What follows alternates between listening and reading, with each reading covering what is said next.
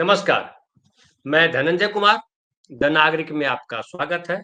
आज राहुल गांधी जी ने धमाका कर दिया फिर से एक बार। राहुल गांधी ने फिर कई सारे सबूत दिए, आरोप लगाया सीधा-सीधा चुनाव आयोग पर। मैं वो वीडियो एक छोटा-सा दिखाऊँगा, हालाँकि वो लंबा था उनका, कोई 40 मिनट के 42 मिनट के आसपास का उन्होंने किया और कहा कि ये हाइड्रोजन बम अभी थोड़ी देर में छोड़ेंगे। अभी ये जो है पटाखा छोड़ा है, इसको कहते हैं सुतली बम, लेकिन ये सुतली बम से भी पूरी बीजेपी परेशान है। कहीं बीजेपी का नाम नहीं लिया राहुल गांधी ने। राहुल गांधी ने चुनाव आयोग से सवाल किया, लेकिन जवाब देने के लिए उतर आए बीजेपी के लोग, मंत्री, संतरी, सांसद और भी नेता, और सब जो है राहुल गांधी पर हमलावर है। हमलावर ये है कि वो घुसपैठियों को जगह दे रहे हैं। घुसपैठिया राग जो है बीजेपी से निकल नहीं रहा है। जब मौका मिलता है घुसपैठियों का राग अलाप देते हैं, प्रधानमंत्री हो, गृह मंत्री हो और कोई हो। इसके पहले आपको याद ही होगा कि झारखंड में भी जब चुनाव हो रहा था तो उन्होंने घुसपैठिया राग अलापा था। घुसपैठिए घुस आए हैं, डेमोग्राफी बदल गई है। अब बिहार में घुसपैठिया की बात कर रहे हैं और ये कहा जा रहा है कि राहुल गांधी घुसपैठियों का वोट बचाना चाहते हैं। लेकिन सवाल है कि 65 लाख वोट काटे गए। चुनाव आयोग कह रहा है कि आओ हम जिसका भी वोट काटते हैं पहले उसको हम मौका देते हैं। क्या 65 लाख जो वोट काटे गए उनको मौका दिया गया, या काटने के बाद उनसे कहा जा रहा है कि आप सबूत लेकर के आइए? चुनाव आयोग ने यह भी कहा कि ऑनलाइन डिलीशन नहीं होता हमारे पास, जबकि सच्चाई यह है कि ऑनलाइन होता है। उसके लिए फॉर्म नंबर 67 भरना पड़ता है। राहुल गांधी ने कहा कि ऑनलाइन डिलीट करने के प्रोसेस हुआ और उदाहरण भी पेश किए, उन लोगों को बुलाया भी जिनके नाम काटे गए वगैरह वगैरह। मैं वीडियो दिखाऊंगा आपको, लेकिन पहले हमारे साथ जो साथी जुड़े हुए हैं, हमारे साथ देखिए फिलहाल 6 साथी हमारे साथ हैं। आज नए साथी हमारे जुड़े हुए हैं, प्रोफेसर फिरोज मंसूरी साहब। प्रोफेसर साहब नमस्कार, आपका स्वागत है। हमारे साथ मनोरमा जी हैं, श्रीकाल के संपादक हैं। मनोरमा जी नमस्कार, आपका स्वागत। कर्नाटक में बैठी हैं, बेंगलुरु में, वहाँ की राजधानी है, और वहीं से सब बवाल उठा है।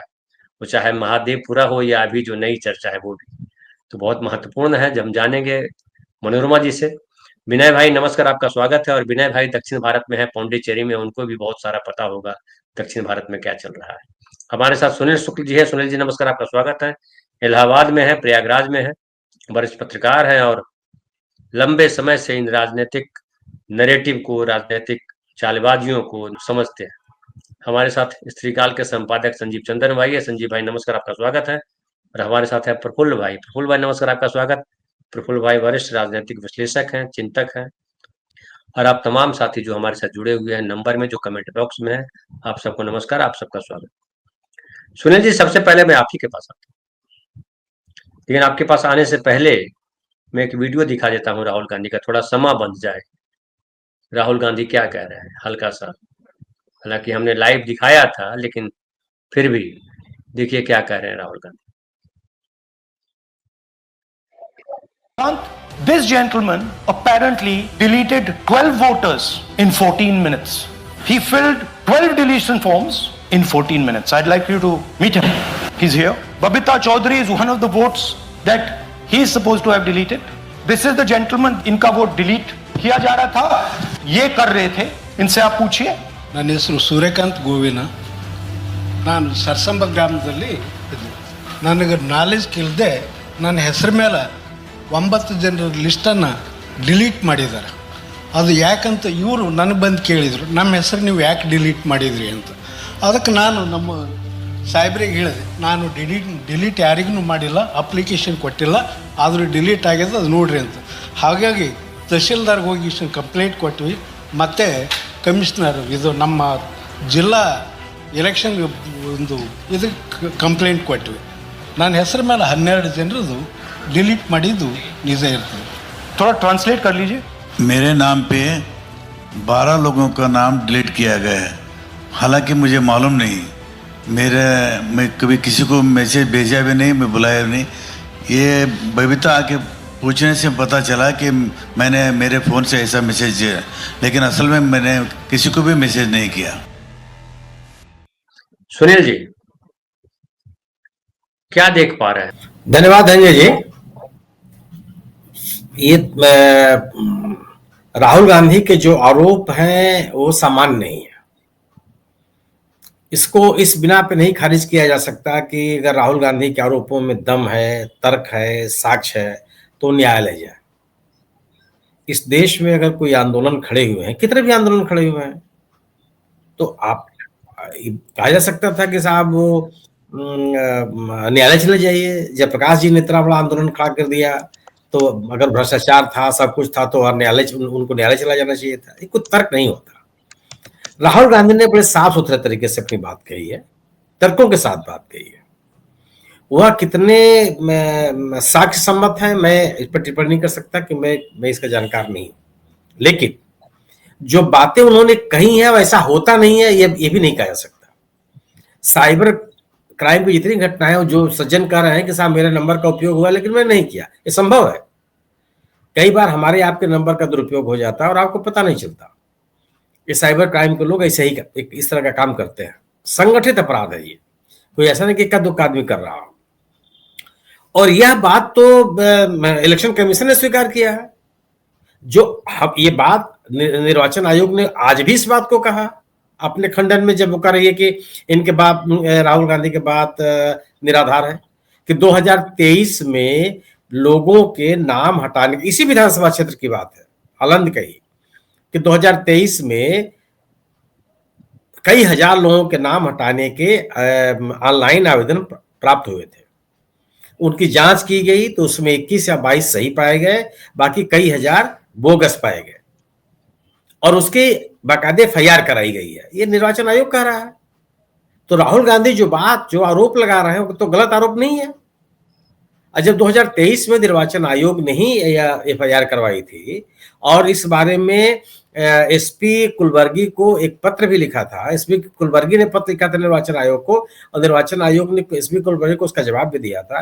तो आप तो स्वीकार कर रहे हैं इस बात को कि इस तरह की घटनाएं हुई हैं, और आप ये भी स्वीकार कर रहे हैं कि 21 या 22 लोगों के नाम कटे भी थे जो जेन्युइन पाए गए, वी ऑनलाइन थे वो, और कई लोगों के बोगस पाए गए और उसकी जांच के लिए ये कहां से चल रहा है, कैसे चल रहा है, आपने FIR भी कराया।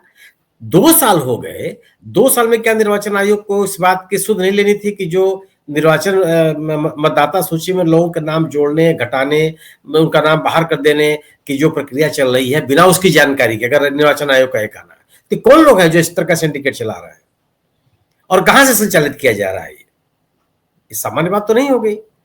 और जो इस प्रकरण को लेकर के जो CID कर्नाटका ने जो जांच कर रही है, अगर उसने 18 चिट्ठियां लिखी है निर्वाचन आयोग को तो उसका जवाब तो इनको देना चाहिए और स्पेसिफिक जानकारी देनी चाहिए जो जानकारी CID कर्नाटका ने मांगी है। आप इस विषय के साथ ये भी देख लीजिए कि क्या कर्नाटका में अगर कांग्रेस की सरकार नहीं होती तो ये जानकारी किसी को मिल सकती थी क्या वहां का निर्वाचन अधिकारी जो आज तत्परता दिखा रहे हैं उस तरह का तत्परता कहीं कोई दिखा सकता है किसी राज्य में जहां पे भारतीय जनता पार्टी या भारतीय जनता पार्टी के नेतृत्व में NDA सत्ता में हो? आज ये कर्नाटक में कांग्रेस की सरकार है तो इस तरह की जानकारी उनको मिल जा रही है, इस तरह के लोग मिल जा रहे हैं।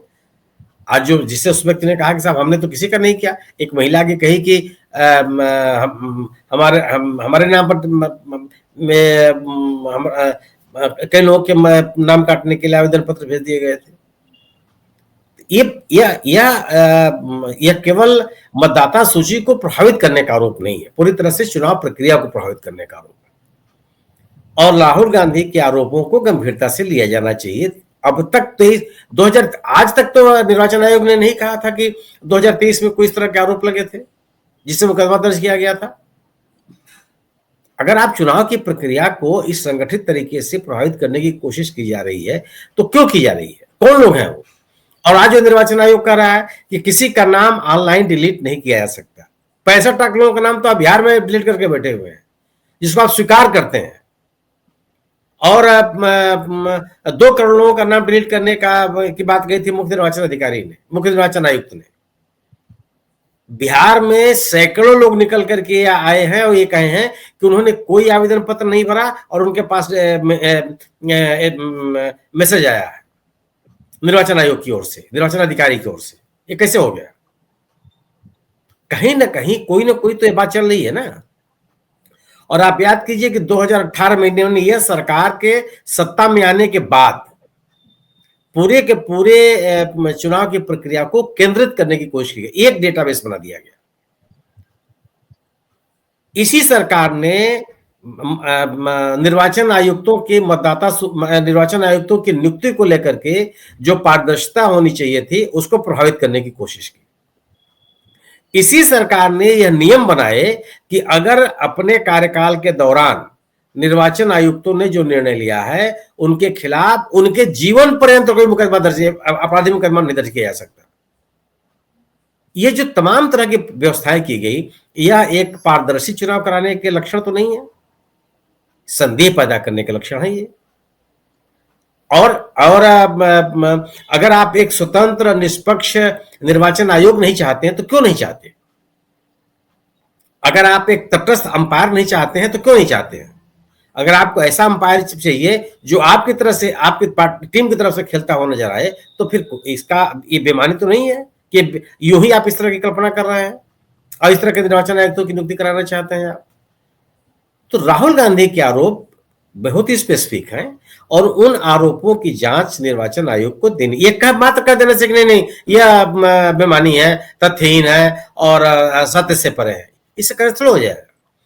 राहुल गांधी कह रहे हैं कि यह ओटीपी कहां से जनरेट हुआ ये बता दीजिए, जो डिवाइस यूज की गई उसका आईपी नंबर दे दीजिए, डिवाइस का डेस्टिनेशन कोड दे दीजिए, साफ साफ बात कर रहे हो, टेलीफोन नंबर जो है वो किनके हैं ये बता दीजिए।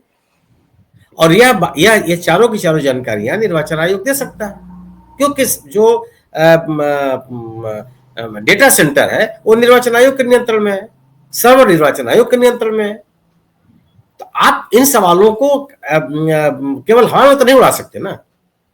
अब बात देखिए कि आज का किस तरह का नैरेटिव चलाया जा रहा है, जो जिसको आप गोदी मीडिया कहते हैं, आप गटर मीडिया कहते हैं, वो किस तरह का नैरेटिव चला रहा है कि राहुल गांधी ने कहा है कि हम लोकतंत्र बचाना मेरा काम नहीं है। एक लाइन पकड़ करके पूरी बात उसी पर केंद्रित करने की जा रही है।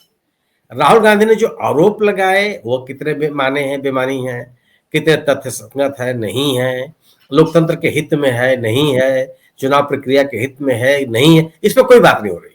उन मुद्दों पे बात नहीं हो रही जो उन्होंने उठाया है। बात इस पे हो रही है कि साहब राहुल गांधी ने कहा कि हम लोकतंत्र बचाना मेरा काम नहीं है।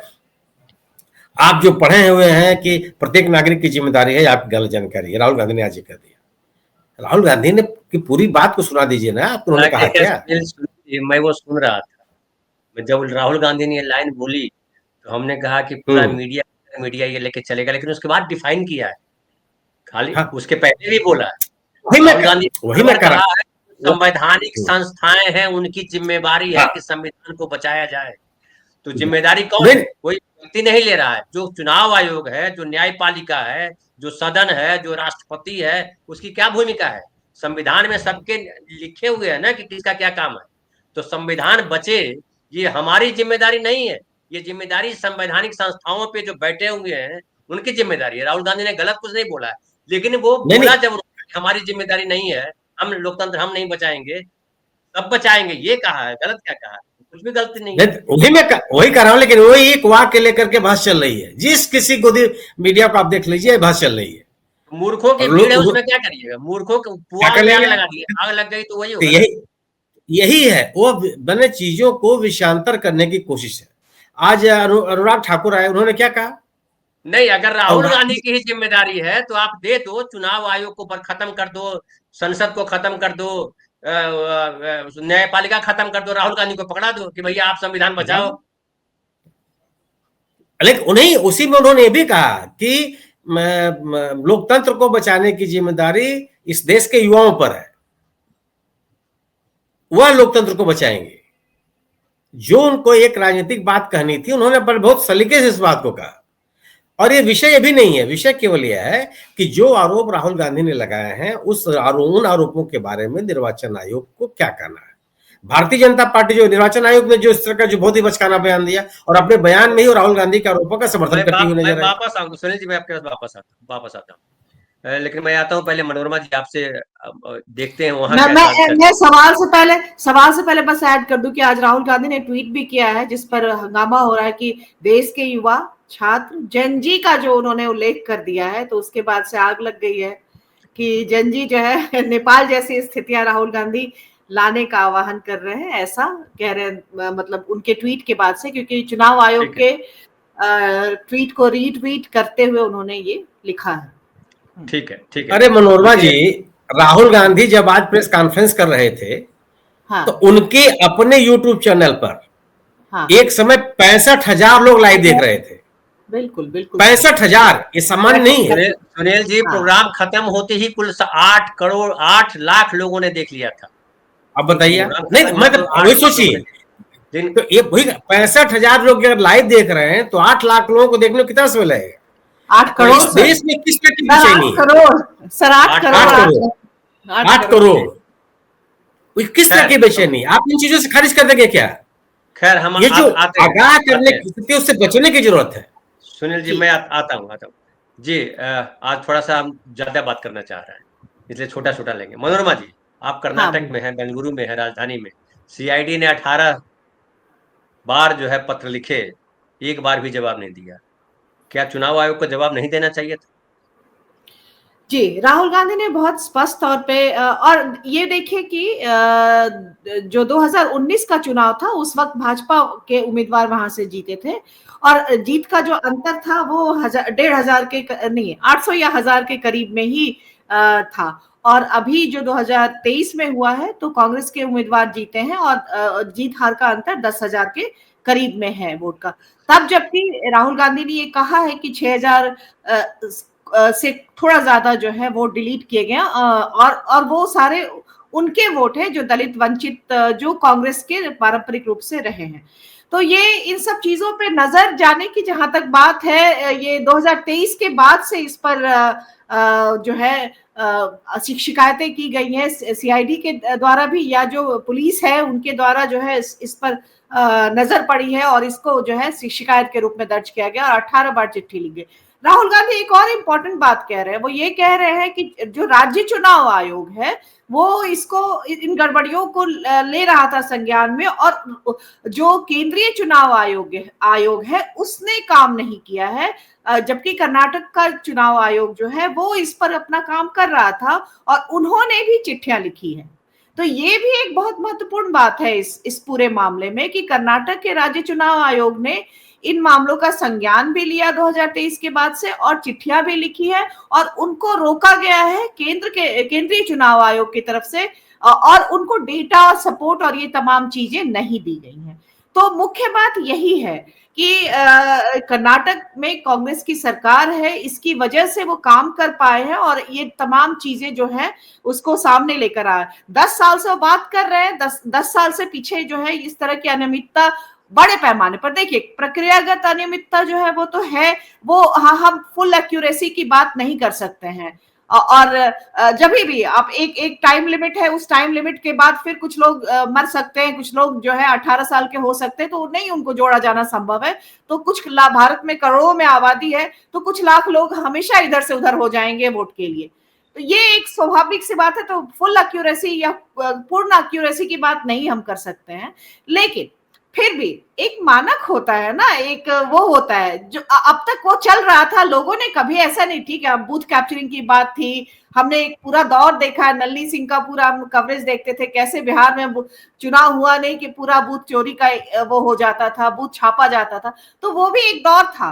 लेकिन फिर भी धीरे धीरे करके चुनाव आयोग की विश्वसनीयता और ये तमाम चीजें बहाल हुई थी, और प्रक्रियागत जो गलतियां हैं या वो है वो उसका एक हिस्सा मान के चल सकते हैं। लेकिन अब जब कुछ राज्यों के चुनाव में जहां पे जीत सुनिश्चित थी, जीत पक्की थी, उसके बावजूद और बहुत कम के अंतर से जब हार हो रही है, तो इन सब चीजों पर काम किया गया है। कर्नाटका में इनकी सरकार थी, तो फिर भी कुछ हद तक काम किया है, जिससे कि इन्होंने पिछले टाइम भी जो है महादेवपुरा से शुरुआत हुई है, और अभी हाइड्रोजन बम तो अभी नहीं आया है, लेकिन आज भी जो बातें कही है उन्होंने, वो पूरी तरह से चुनाव आयोग के इस पर विश्वसनीयता पर सवाल लगाता है और जी ठीक है। इसको कहता है कि लोकतंत्र में अगर इस तरह से हो रहा है तो ये जो पूरा हमारे लोकतंत्र के लिए ही एक बहुत ही खतरनाक बात है और चुनाव आयोग बच नहीं सकता क्योंकि जब सुबह उन्होंने प्रेस कॉन्फ्रेंस में जो चीजें दी उसपे उन्होंने कहा चुनाव आयोग ने किया कि ये निराधार है, लेकिन शाम तक होते होते राहुल गांधी ने फिर वो जवाब दिया कि आप बच नहीं सकते, आप इधर उधर की बात नहीं करिए, आप जवाब दीजिए, आप उनको जवाब दीजिए। 2 सवाल इसमें सबसे महत्वपूर्ण है धनंजय जी, एक वही कि सीआईडी के 18 चिट्ठियों का जवाब और जो राज्य चुनाव आयोग का जवाब है, अगर यही 2 जवाब मिल जाते हैं तो आगे चुनाव आयोग कुछ मुंह दिखाने के काबिल हो सकता है राहुल गांधी के सवालों पर। जी जी ठीक है। हमारे एक साथी कह रहे हैं कि राजेश जी कह रहे हैं कि धनंजय जी अब शर्म झिझक छोड़कर हम लोगों को भी जेन जी को सपोर्ट करना चाहिए क्योंकि इसके अलावा इन लोगों ने कोई रास्ता नहीं छोड़ेगा। मैं अभी नहीं सपोर्ट करूंगा, लेकिन मैं कहूंगा कि ये देश जो है बहुत ताकतवर देश है। कुछ लुच्चे लफंगे आकर के देश को जो है मटिया मेट नहीं कर सकते हैं।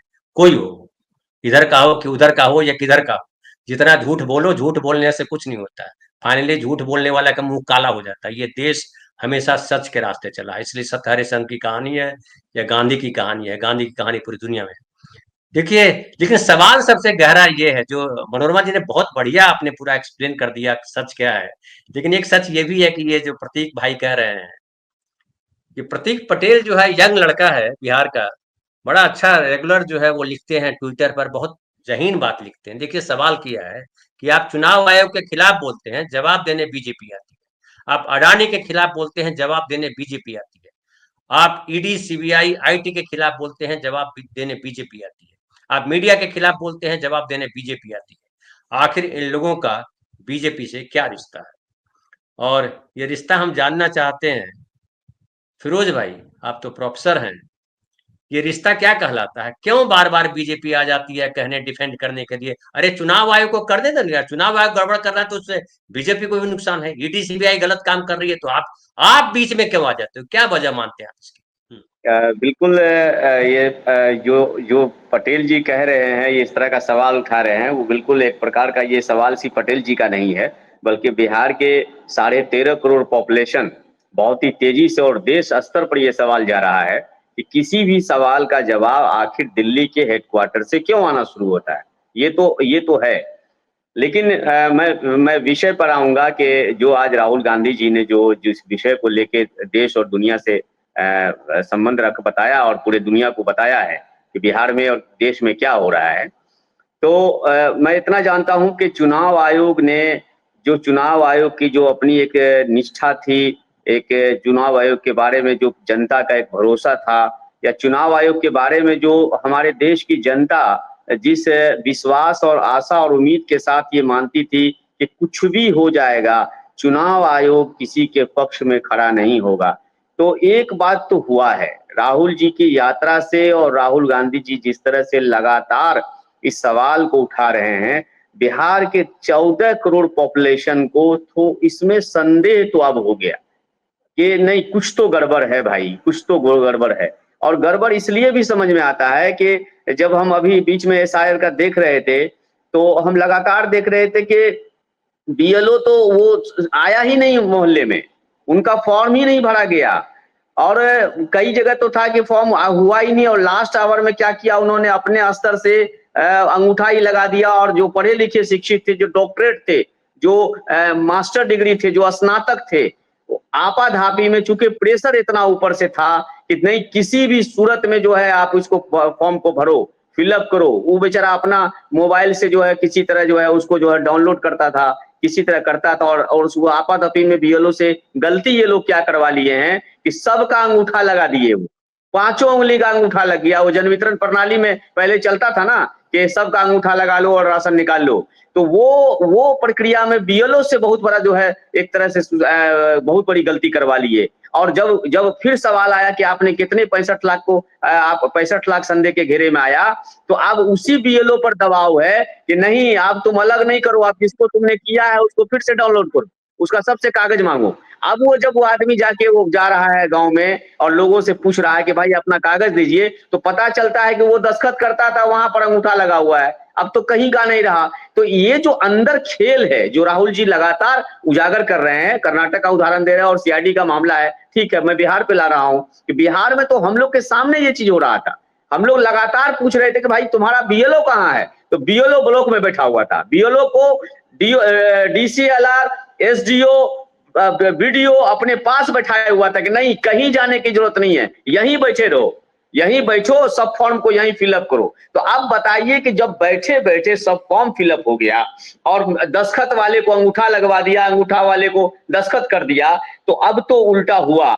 अब उसको, अब ऐसे लोगों का जब चाहते हैं कि भाई तुमने तो मेरा चौपट कर दिया, तो आप कहता नहीं नहीं चिंता मत कीजिए, फॉर्म 7 आ रहा है ना, आप उसमें शिफ्ट हो जाइएगा, आप उसमें ये कर दीजिएगा। उसको फॉर्म 6 और फॉर्म 7 का उदाहरण दे रहा। तो ये बहुत बड़ा एक प्रकार का समझिए कि घोटाला, क्या कहिएगा, महा घोटाला, भारत के इतिहास का सबसे बड़ा घोटाला। और सबसे बड़ी चिंताजनक स्थिति ये हो रही है कि वो संस्था इस लेवल पे है जहां पर टीएन शेषन ने इस संस्था को क्या ऊंचाई दी थी। और बाद के दिनों में जो चुनाव आयुक्त आए थे, उन्होंने क्या इमेज बनाया था चुनाव आयोग का। तो संवैधानिक संस्था पर इस तरह से बुलडोजर चला देना, बुलडोज करना, ये हमारे डेमोक्रेसी के लिए बहुत ही खतरा हो गया। और अफसोस इस बात का हम लोग को हो रहा है कि ये पाप भी बिहार से हुआ। ये आंदोलन के लिए तो बिहार जानी जाती थी, बिहार पूरी दुनिया में जाना जाता था कि क्रांति की भूमि, जयप्रकाश की भूमि, सब कुछ के लिए हम जाने जाते थे, डेमोक्रेसी के लिए हम जाने जाते थे, पूरी दुनिया में लक्ष्मी रंगराज के लिए जाने जाते थे। लेकिन मुझे अफसोस के साथ कहना पड़ा है कि चुनाव आयोग ने शर्मसार किया है। चुनाव आयोग ने अपनी निष्ठा, अपनी जो संवैधानिक जो संस्था है, अपना जो विश्वास है, जो उनके प्रति एक यूनिटी था, समाज का एक विश्वास था, एक फेथ था, साक्षर का भी, अशिक्षित का भी, शिक्षित का भी, भारत की जनता मतलब हम भारत के लोगों को उन्होंने शर्मसार किया है। ये बहुत चिंता का विषय है। और राहुल गांधी जी ने जो किया है वो लगातार कर रहे हैं, वो एक प्रकार का डेमोक्रेसी को बचाने की प्रक्रिया में है, लगातार जूझ रहे हैं। राहुल गांधी जी के पार्टी का मैं नहीं हूं, ना उनके समर्थक हूं, ना उनका किसी भी हमको ये है, लेकिन मैं ये जरूर देख रहा हूं कि राहुल गांधी की जो बिहार में यात्रा हुई है, वो एक बिहार के लोगों में 13 करोड़ 14 करोड़ लोगों में एक क्रांति का सूत्रपात किया है। और चुनाव आयोग ने इतना बड़ा संदेह खुद पैदा कर दिया। तो मुझे लगता है कि क्या इस चुनाव आयोग के भरोसे बिहार में चुनाव होगा? अगले महीने जो चुनाव होगा, हम कैसे भरोसा करें? हम कैसे माने कि हम चुनाव में जाएंगे? हम कैसे कैंडिडेट बने? हम कैसे समझेंगे कि वो मतदाता जो है वो वाकई ओरिजिनल मतदाता है, वो फेक मतदाता नहीं है? और रही बात टेक्निक का, तो साइबर क्राइम की दुनिया में क्या नहीं हो सकता है। आपके मोबाइल से ही ट्रांसफर हो जाएगा, आपको मोबाइल से बगैर ओटीपी के आपका काम हो जाएगा। ये जब रात दिन बैंक से हम लोग जूझ रहे हैं, आए दिन फ्रॉड हो रहा है बिहार में, आए दिन देश में हो रहा है, तो ये कौन सा चमत्कार है कि फॉर्म 6 डाउनलोड हो जाना और फॉर्म 7 हो जाना और शिफ्ट करा देना, किसी का नाम छाट देना, ये कोई बड़ी बात नहीं है। तकनीक की दुनिया में ये अब मामूली बात है। इसलिए ये कहना कि ऐसा नहीं हुआ, और चुनाव आयोग की बेशर्मी है। पहले तो हम लोग चुनाव आयोग का क्या कहते थे, चुनाव आयोग के लिए खड़े हो जाते थे कि नहीं संवैधानिक संस्था, खबरदार कोई नहीं बोलो। लेकिन आज खड़े होकर बोल रहे हैं कि नहीं, आपने शर्मसार किया है, हम भारत के लोग को शर्मसार किया है। संविधान यहाँ पर जो है अपने आप में हम लोग को लगता है कि क्या होगा मेरे देश का, क्या होगा मेरी डेमोक्रेसी का, क्या होगा मेरे बिहार का। और मुझे पूरा भरोसा है कि हम भारत के लोग इतनी ताकत रखते हैं, इतनी शक्ति रखते हैं कि खबरदार अगर कोई भी व्यक्ति अगर हमारे संविधान, हमारे डेमोक्रेसी की तरफ थोड़ा सा भी अगर गड़बड़ करेंगे तो उसका इलाज बिहार में हो जाएगा। और आप लोग निश्चित रहिए, बिहार इलाज करने के लिए तैयार है। जी धनंजय जी। जी बिल्कुल सही है। एक हमारे साथी लिख रहे हैं कि अमित शाह ने अपनी रैली में पूछा बिहार में कि राहुल गांधी की बिहार यात्रा किस लिए थी? जनता और बीजेपी के वर्कर ने जवाब दिया, वोट चोरी। लेने के देने पड़ गए। वो मोदी जी का एक डायलॉग अक्सर आता रहता है, लेने के देने पड़ गए। वो हम अक्सर रील देखते हैं ना, तो रील में आता रहता है। हमने देखा है आपने भी वीडियो, देखा और अमित शाह ने ये कहा कि मैं बाद में बताता हूँ। हाँ नहीं, वो दिखाता, मेरे पास वीडियो है मनोरमा जी, मेरे पास वीडियो है। मैं हर जगह नजर रखता हूँ, मैं देखिए दिखाता हूँ आपको। ये राहुल बाबा यात्रा कर कर गए ना भाई। यात्रा का विषय क्या था उनका बताओ तो जरा। अरे यार वोट चोरी नहीं था, मैं बाद में बताता हूं क्या था। लेने के देने पड़ गए। संजीव भाई मैं आपके पास आता हूँ। लेने के देने पड़ गए तो आप जो है एक बताइए तो कॉमेडी अपनी जगह, कॉमेडी में कॉमेडी मत। फिर से दिखाऊं? ठीक है, ये वाला फिर से दिखाइए सर। नहीं धनंजय जी, कॉमेडी कैसे? पहली बार कांग्रेस राहुल गांधी विपक्ष अपने नैरेटिव दोबारा मजा लेने का नहीं, वो कॉमेडी लोग इसलिए छोड़ना है नहीं कि चाहते। लेने के देने, कॉमेडी इसलिए है कि लेने के देने पड़ गए। आनंद एक ही बार थोड़ी ये मिलता है। डबल मजा लेना चाहते हैं इसीलिए दोबारा दिखवा रहे हैं। अभी ये राहुल बाबा यात्रा कर कर गए ना भाई। यात्रा का विषय क्या था उनका बताओ तो जरा। अरे यार वोट चोरी नहीं था, मैं बाद में बताता हूं क्या था। मुझे हंसी आ रही है हमारी। लेकिन बताया क्या इन्होंने? ये नहीं मिल रहा है, इन्होंने बताया क्या फिर बाद में? अरे क्या बताएंगे, क्या बताने के लिए है क्या? या नरेंद्र मोदी जी ने कुछ बताया क्या? ये राहुल जी की यात्रा कर रहे हैं या मोदी जी की यात्रा? अभी तो यात्रा नहीं मोदी जी सर, भी मणिपुर गए। मैथिली में लोग बोलते हैं कि अक्ल गुम हो गया, तो अक्ल गुम हो गया उनका, अभी वो ढूंढ रहे हैं। विनय भाई आप इसको जो है, अब राहुल गांधी के पास क्या, वो सवाल हम छोड़ते हैं बाबा साहब वाला उन पर, लेकिन अब राहुल गांधी के पास या कोई भी आदमी, जो हम सब भी चाहते हैं कि सही तरीके से वोटिंग हो, क्योंकि सबसे बड़ी चिंता तो हमारी है, हमारे बच्चों का भविष्य सबसे ज्यादा खतरे में अगर लोकतंत्र जाता है तो। राहुल गांधी के बच्चों का भविष्य खतरे में नहीं है, प्रियंका गांधी के बच्चों का भविष्य खतरे में नहीं, तो विदेश जाके पढ़ लेंगे, विदेश में सेटल हो जाएंगे, घर खरीद लेंगे। धनंजय कुमार का बेटा कहां जाएगा, मेरे छोटे भाई की बेटी कहां जाएगी? हमारी चिंता है हम नागरिकों की। ऐसे में अगर ये स्थिति है कि सवाल करो किसी से जवाब देता है कोई, ये गूंगा है क्या? दिमाग काम नहीं करता है क्या? अगर चुनाव आयोग गूंगा है, दिमाग काम नहीं करता है, सनक गया तो भगाओ उसको, लेकिन रास्ता क्या? धन्यवाद धनंजय जी। जो रास्ता क्या है, वो उस रास्ते की तलाश पर तो राहुल जी जा रहे हैं कि जो जनता आज तक ये समझ रही थी कि उनका काम जो है सिर्फ जो है वो वोट दे करके या सिर्फ कुछ रैलियां निकाल करके हो जाएंगे, तो उससे आगे बढ़ करके उनको ये उस चीज को महफूज करना पड़ेगा कि संविधान में जो स्वायत्तता या संप्रभुता आपके अंदर निवेशित की गई है, वो उसके ऊपर आपका दबाव लगातार बना रहे, है ना। तो जो हुआ ये है इन दिनों खास करके कि इफिशियंसी के नाम पे, प्रशासन की सुविधा के नाम पे हमने जो चुनाव प्रक्रिया अपनाई है, उसमें जो कहते हैं ना कि आज की जो दुनिया है उसको मीडिया मीडिएटेड वर्ल्ड बोलते हैं, और उसी तरह रियलिटी भी जो है टेक्नोलॉजी मीडिएटेड हो गया, ऑगमेंटेड रियलिटी और तमाम तरह की चीजें हैं। तो वहां हम जो है वो जबरदस्त चोट किया जा रहा है। देखिए राहुल गांधी को इतना वक्त क्यों लगा, क्योंकि आमतौर पे लोगों के मन पे है कि जो ये सब जो इम्पर्सनल चीजें, जो टेक्नोलॉजी है, जो कंप्यूटर है, ये जो है इम्पर्सनल है, मतलब निष्पक्ष है। लेकिन जो सरकारें जब ईमानदार नहीं होती तो उनके पास जबरदस्त एक्सेस होता है टेक्नोलॉजी का, पावर का, मार्केट का, और उसका जब वो जनता के हित के खिलाफ इस्तेमाल करते हैं तो जनता के पास जो है जो औपचारिक रास्ते हैं, उन औपचारिक रास्तों से बाहर निकल करके नए रास्तों को करने की जरूरत पड़ती है। और वो जो बात लगातार आ रही है विपक्षी दलों के सामने से भी कि अगर आप बैलेट पेपर से चुनाव नहीं कर सकते हैं तो कम से कम वीवीपीटी से आप ये इंश्योर करें कि हमारा वोट जहां गया वहीं गया। आप इसका बचाव इससे नहीं कर सकते हैं कि इससे सरकार को बहुत परेशानी होगी। तो सरकार की परेशानी उसमें जो है वो ईमानदारी से लोगों के बीच जा करके उसको बात को आगे बढ़ाने की जरूरत है।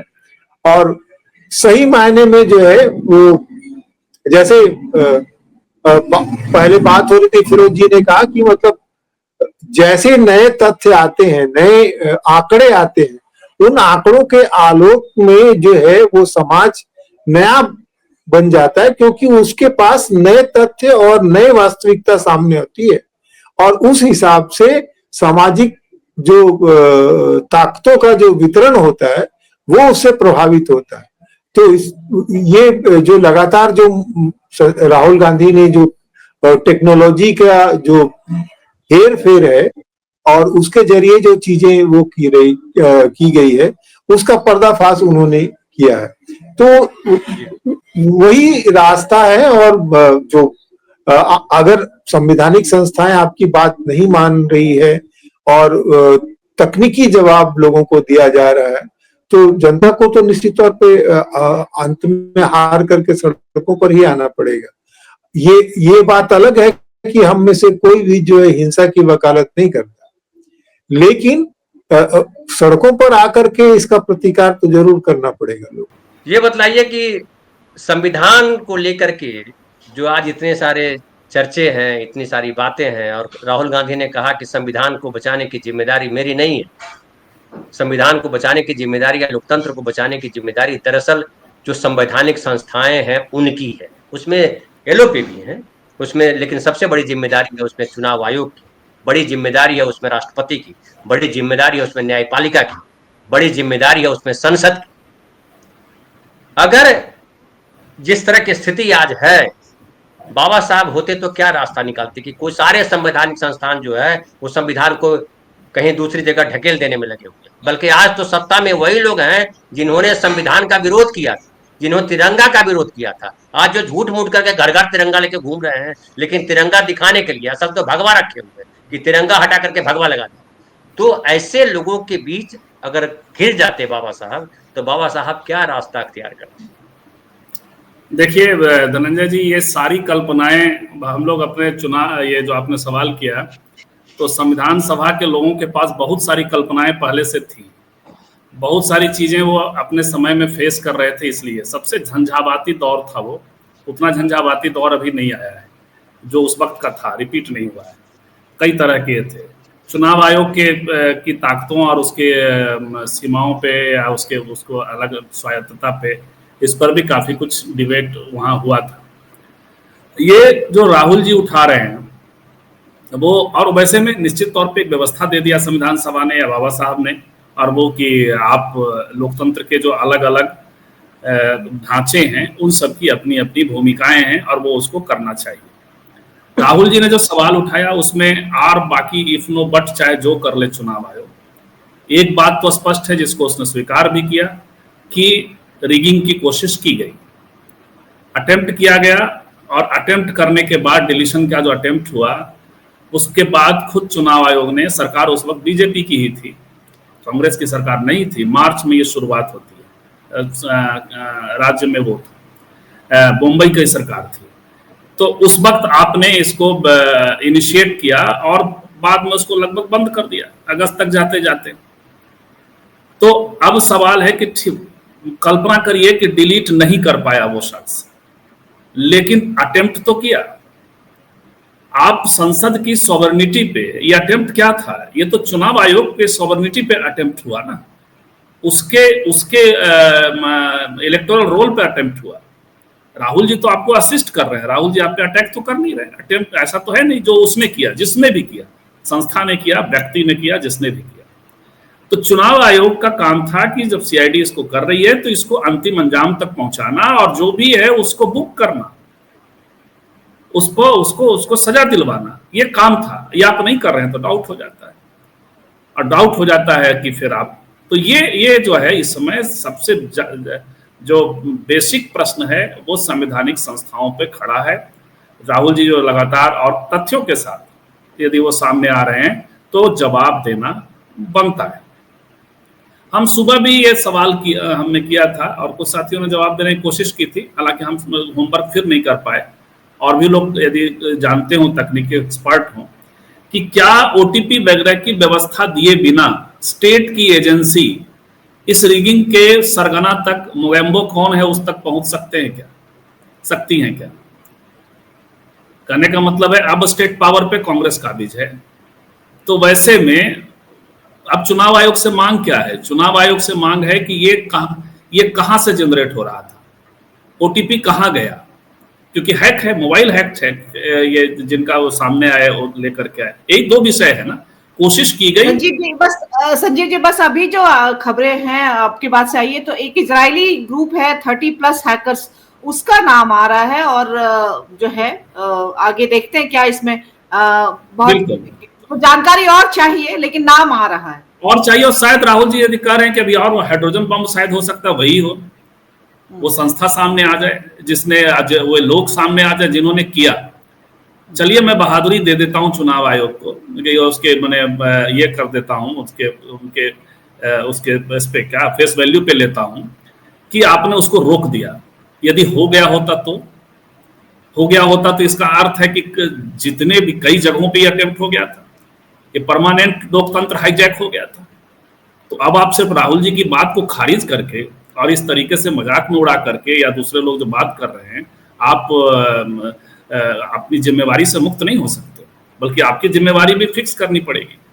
और वो संस्थाएं हैं जो आपके चुनाव, ऐसा नहीं है कि आपने एक ऐसी कोई संस्था बना दी है जो टापू पे बैठा दिया, शिव के त्रिशूल पे बैठा दिया, जिस पर कोई कार्रवाई ही नहीं हो सकती है।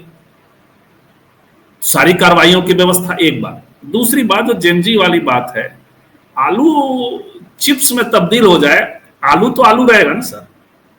ये जेनजी जो टर्म दिया गया है, जेनजी का मतलब हुआ युवा, और युवा ही हर दौर में क्रांति करते हैं।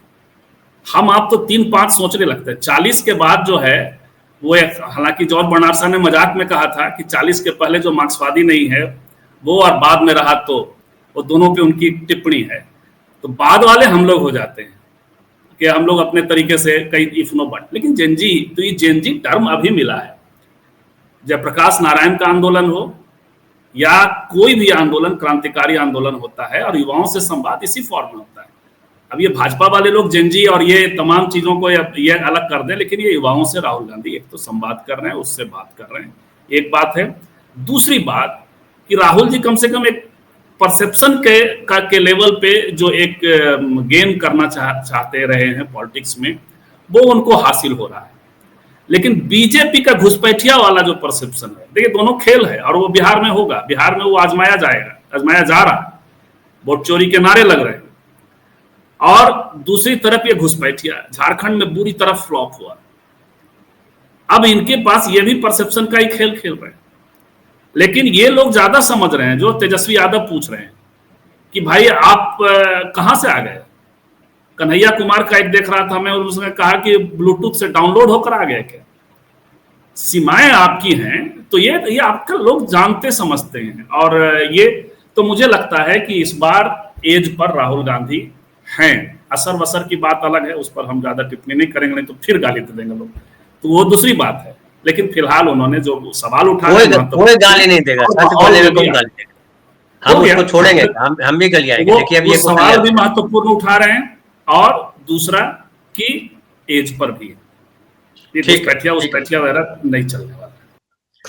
प्रफुल्ल भाई, क्या आपको लग रहा है कि अब देश इस जगह पे आके खड़ा हो गया है जहां सीधा सीधा एक तरफ हिंदू राष्ट्र का नारा देते हैं, झूठे स्वर्ग दिखाने का वादा करते हैं और मुसलमानों के खिलाफ बोलते रहते हैं, और दूसरी तरफ संविधान की बात हो रही है। संविधान जो मानवता की बात करता है, संविधान जो समता की बात करता है, संविधान जो बराबरी की बात करता है।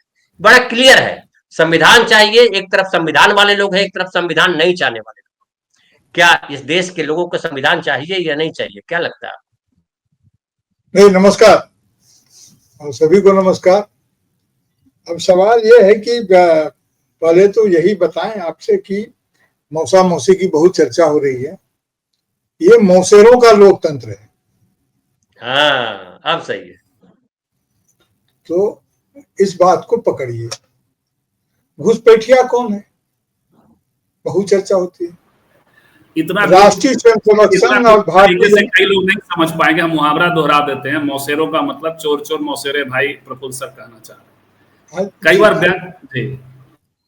हाँ, तो मैंने सिर्फ कहा कि मौसा मौसी की बात हो रही थी, तो चोर वोर तो चल ही रहा है, लोग पकड़ लेंगे इतना सर। दूसरी बात यह है, घुसपैठिया कौन है? घुसपैठिया तो राष्ट्रीय स्वयंसेवक संघ और भारतीय जनता पार्टी है, जो पूरे संवैधानिक संरचना में भारत की आजादी के आंदोलन के दौरान जिस लोकतंत्र की परिकल्पना की गई थी, जिस धर्मनिरपेक्ष भारत की परिकल्पना की गई थी, उसमें भारतीय जनता पार्टी और राष्ट्रीय स्वयंसेवक संघ घुसपैठिया है। ये लग नहीं रहा। इमरजेंसी विरोध की राजनीति के पहले इनकी क्या स्थिति थी? इस देश के लोग समझ रहे थे ना, जिन्होंने गांधी की हत्या का आरोप जिन पर लगा, वे आज घुसपैठियों की बात कर रहे हैं। जवाब देखिए, हम लोग विश्लेषण करते हैं, जवाब देने वाले जवाब नहीं देते हैं तो उनकी तरफ से हम जवाब नहीं दे सकते हैं। लेकिन जो संविधान, घुसपैठिया कौन होता है? घुसपैठिया वही होता है ना जिसको अनधिकृत प्रवेश करता है, जिसको इस संविधान में रत्ती भर विश्वास नहीं था। 52-55 साल तक जिन्होंने संविधान की मर्यादा का कोई ख्याल नहीं रखा। विनय सर बार बार प्रेमचंद की कहानी गोदान से मर्याद की बात को उठाते हैं। किस मर्याद को इन्होंने रहने दिया? तो घुसपैठिया कौन है? घुसपैठिया का लक्षण क्या होता है? और अगर घुसपैठिया है तो आपने अब तक पकड़ा क्यों नहीं? ये तो ठीक है, काले धन के बारे में आपने कहा कि बिल्ली काली हो या गोरी हो, जब तक चूहा पकड़ती है तब तक क्या फर्क पड़ता है। गांधी का सिद्धांत नहीं था। गांधी का सिद्धांत था कि साधन और साध्य दोनों की सूचना होनी चाहिए। लेकिन आप तो काले धन को मिला करके कहा कि बिल्ली काली हो या गोरी हो, और किसने कहा था, किस प्रसंग में कहा था, उसको छोड़िए। जब तक चूहा पकड़ती है तब तक कोई फर्क नहीं पड़ता है। लेकिन अगर बिल्ली चूहा पकड़ना छोड़ दे तो फर्क पड़ता है या नहीं पड़ता है? अगर घुसपैठिया है तो आपकी सरकार इसे क्यों नहीं पकड़ती है और इतने लोगों का नाम कट गया है? अगर कोई दूसरा घुसपैठिया है तो घुसपैठिया का संरक्षण कौन कर रहा है? एक राष्ट्रीय पार्टी को आप बोल रहे हैं घुसपैठिया के संरक्षण की पॉलिटिक्स हो रही है। सवालों के सीधे सीधे जवाब देते हैं, इसका क्या राजनीतिक विश्लेषण होगा? राहुल गांधी ने कहा, देखिए चुनाव आयोग का गठन जो है सो 324 के तहत, अनुच्छेद 324 के तहत हुआ है, और जो स्टेट इलेक्शन कमीशन है वो 243 के तहत उनका गठन हुआ है। इनकी भी स्वायत्ता है। अगर राहुल गांधी ने जो सवाल उठाया है, जो फैक्चुअल स्थिति है कि 18 चिट्ठी अगर स्टेट के कमीशन ने लिखा है तो उसका जवाब अगर नहीं दिया गया है, चुनाव आयोग ने उसका संज्ञान नहीं लिया, तो वो तो कोई राजनीतिक पार्टी नहीं है। तो उनको ये लगता है, चुनाव आयोग, केंद्रीय चुनाव आयोग को ये लगता है कि राज्य चुनाव आयोग जो है सो राज्य सरकार के हिसाब से है। अभी संजीव सर बात कर रहे थे संविधान सभा की बहसों की, तो संविधान सभा में तो यह भी बहस हुई थी ना कि एक ही केंद्रीय चुनाव आयोग होगा या राज्य स्तर का चुनाव आयोग होगा। हाई कोर्ट जो है सुप्रीम कोर्ट के अंदर में नहीं आता है, राज्य सरकार केंद्र सरकार के अंदर में नहीं आती है, सभी संविधान के अंतर्गत आते हैं और इसकी पूरी संवैधानिक व्यवस्था है। उसके अंदर में उसकी कोई शाखा नहीं है, राज्य सरकार केंद्र सरकार की शाखा नहीं है, और न केंद्र संघ सरकार इसका हेड ऑफिस है। तो हमारा जो फेडरल रिलेशन है उसको अगर हम नहीं समझेंगे तो ये तो सीधे के सीधे फेडरल पर आघात है। और उस समय ये कहा गया था कि भाई इनको अलग करना चाहिए। आप में से हम लोग को सोचना चाहिए, कोई जवाब देगा कोई विशेषज्ञ कि हमारे जनप्रतिनिधि की इकाई क्या होती है? लोकसभा नहीं, लोकसभा इकाई नहीं है, इकाई है विधानसभा। असेंबली कॉन्स्टिट्यूएंसी की गिनती होती है, न कि लोकसभा की। क्योंकि हमारा देश जो है सो स्टेट नेशन और नेशन स्टेट को याद कीजिए, बहस लंबी हो जाएगी तो उधर नहीं जा रहा। हमारा राज्यों का संघ है। संघ, हमारा राज्य जो है सो केंद्र के अनुसंगी नहीं है, बल्कि केंद्र की निर्मित राज्यों के मिलन से हुआ है। और इस पर बहुत सारे डॉक्यूमेंट्स हैं, बहुत सारी बहसें हैं जिसको ये लोग नहीं मानते हैं। अब राहुल गांधी ने जो देश के युवा को जेएनजी की बात बोल रहे हैं, मैं कई बार कह चुका हूं कि जब असम में प्रफुल्ल कुमार महंता और भेगू फुक्कन जब वहां से अपने हॉस्टल से सीधे निकल करके सचिवालय में जाकर बैठ गए तो कौन सा जेएनजी हुआ था, कौन सा मोबाइल था, कौन सा यूट्यूब थी? जनता जब जागती है तो परिवर्तन कर देती है। और देखिए बिहार में, मुझे भी अच्छा लगता है सुनकर कि बिहार क्रांति की जननी है, बिहार में सब कुछ होता है। जेपी आंदोलन बिहार में हुआ, आप लोगों को नहीं पता कि जो आंदोलन इसको हम जेपी आंदोलन के नाम से जानते हैं। अच्छी बात है, इतिहास हम लिखते हैं, जानते हैं, लेकिन ये आंदोलन नवनिर्माण ने गुजरात में शुरू किया था, वहां के छात्रों से शुरू हुआ था। आज जो वोट चोर गद्दी चोर कह रहे हैं, उस समय में चिमन चोर गद्दी चोर का नारा चला था। भूल गए चिमन पटेल को? भूल गए मोरारजी देसाई को, जिन्होंने अनशन किया था और जिनसे मिलने के लिए जयप्रकाश वहां गए थे, जब उसकी आग बहुत देखे थे और शुरू में जेपी ने तो मना ही किया था, तो दिल्ली में जाने उनको रोक करके। देखिए उन प्रसंगों पर नहीं जाते, लेकिन क्या क्रांति की जमीन बिहार है। जात पात सबसे ज्यादा हमारे यहाँ, भेदभाव सबसे ज्यादा हमारे यहाँ, गरीबी में सबसे पिछड़े हम, तो अब और क्रांति की जमीन भी हम। अगर ऐसी राजनीतिक सजगता जो हमें पिछड़ेपन में लगातार डाल दे, जो हमें जात पात के विभाजन में डाल दे, जो हमें सांप्रदायिक आग में जोड़ दे, ऐसी राजनीतिक सजगता बिहार के लिए हितकर नहीं है। और इसको नैरेटिव और इसमें चलाने की बात नहीं है अपनी जगह। देखिए मैं ये कह रहा हूं कि उन्होंने जो आरोप लगाया उसका सीधा सीधा जवाब चाहिए ना भाई। उन्होंने कहा कि मास वोटर लिस्ट डिलीशन चल रहा है, आप बोलिए कि नहीं। आप बोल रहे हैं कि हाँ वहां एक जगह कोशिश हुई थी, जो कोशिश विफल कर दी गई, लेकिन क्या आप कह सकते हैं कि सिर्फ एक ही जगह कोशिश हुई और उसको विफल कर दिया गया? जो सब जगह होता है कि जो सफल होता है उसको लोग गिनते हैं। जैसे आतंकवाद की बहुत सारी इंटेलिजेंस सूचना आती है, तो जो जहां सफल होता है, आतंकवादी सफल होते हैं, वही समाचार बनता है। जहां हमारा इनपुट के हिसाब से हम अपने को बचा लेते हैं, उसकी गणना नहीं होती है। लेकिन आप हमको बताइए कि इसमें क्या हुआ?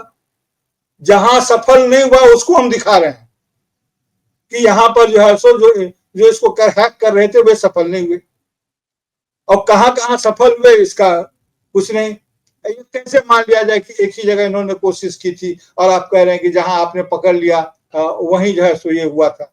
तो पहली बात तो ये। दूसरी बात क्या है कि राहुल गांधी बार बार बोल रहे हैं, हो सकता है कि स्ट्रेटेजिक बात भी हो, कि इलेक्शन कमीशन के भीतर से विसिल ब्लोअर्स है उनके पास। अब इलेक्शन कमीशन है, भारी चिंता इसकी कि विसिल ब्लोअर्स है, यानी कि उनको ये बता रहे हैं कि तुम घर का भी दिया लंका ढाया, विभीषण वहां भी बैठा हुआ है। तब इससे अधिक बेचैनी है कि विसिल ब्लोअर्स कौन है, हम में से वो लोग अपना भी देख रहे हैं। तो इस बात को देखना होगा। राहुल गांधी ने मांगा क्या था? मांगा था डिजिटल वोटर रोल्स, आप दीजिए। उसमें से वो ठीक है कि उस तरह के संवैधानिक पद नहीं है ऐसा चुनाव आयोग का है। नेता विपक्ष को, प्रतिपक्ष को अगर संवैधानिक होता है तो उनके प्रति खिलाफ क्या महाभियोग का कोई प्रावधान होता है नेता प्रतिपक्ष के प्रति? उनको अगर मंत्री जी आपने बहुत सही लाइन बोली है, संवैधानिक जो संवैधानिक है उनके खिलाफ महाभियोग होता है जी। तो नेता प्रतिपक्ष का कोई उनको ये नहीं होता है। बार बार हम लोग बोलते हैं वो एक सांविधिक और संसदीय व्यवस्था में वो उसका सम्मान रखना होता है, वो आदर पूर्वक आप वो जगह देते हैं, संवैधानिक व्यवस्था है उसकी। लेकिन वो कोई संवैधानिक स्थिति नहीं है।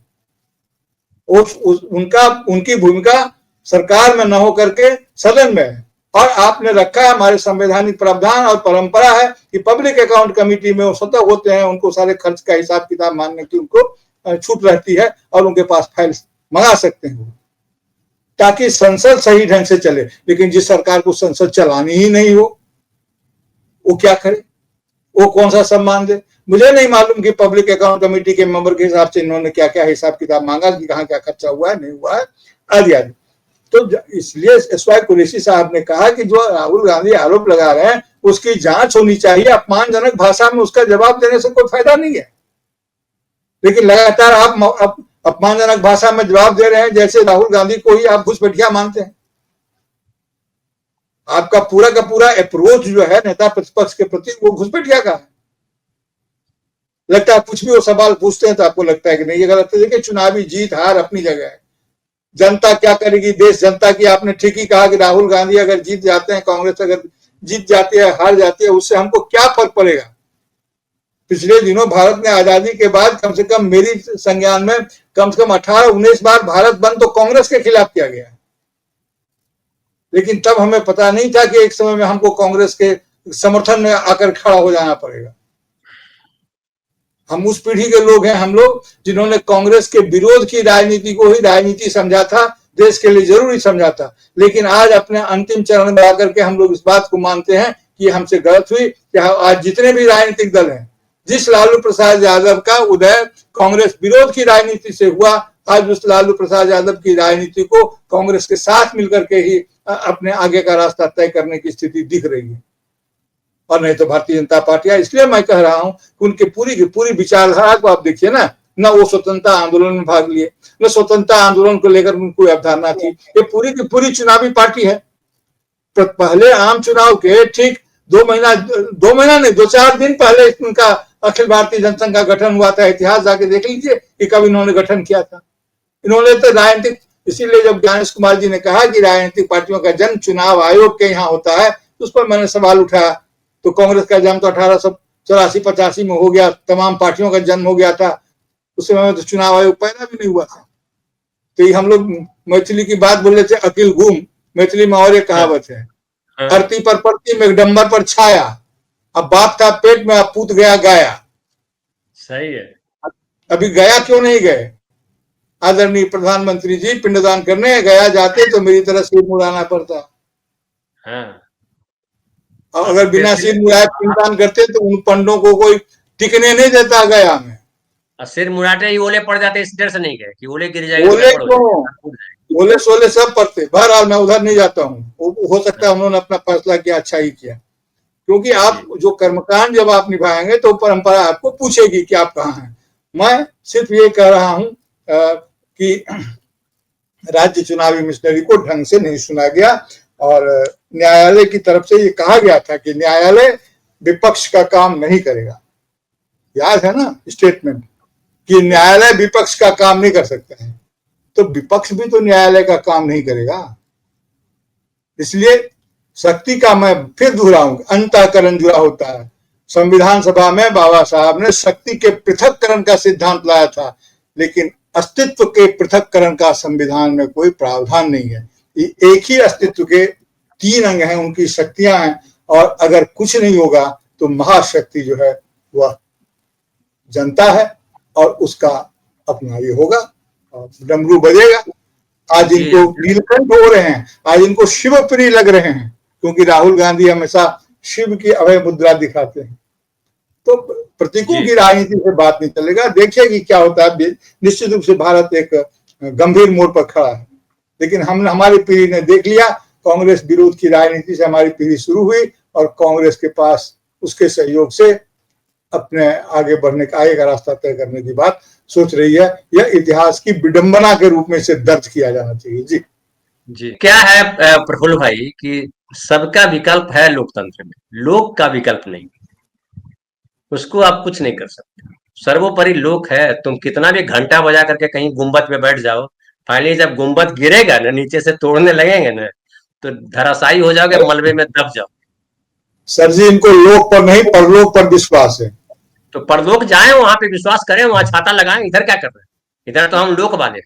बहरहाल बहुत बहुत धन्यवाद प्रफुल्ल भाई, बहुत बहुत धन्यवाद संजीव भाई, विनय भाई, फिरोज भाई और मनोरमा जी, और हमारे साथ सुनील जी थे। आप सबका बहुत बहुत आभार, शुक्रिया। और हमारे साथ जो आप तमाम साथी जुड़े रहे, आप सबको भी नमस्कार। तो बहुत बहुत धन्यवाद और मिलते हैं फिर हम कल सुबह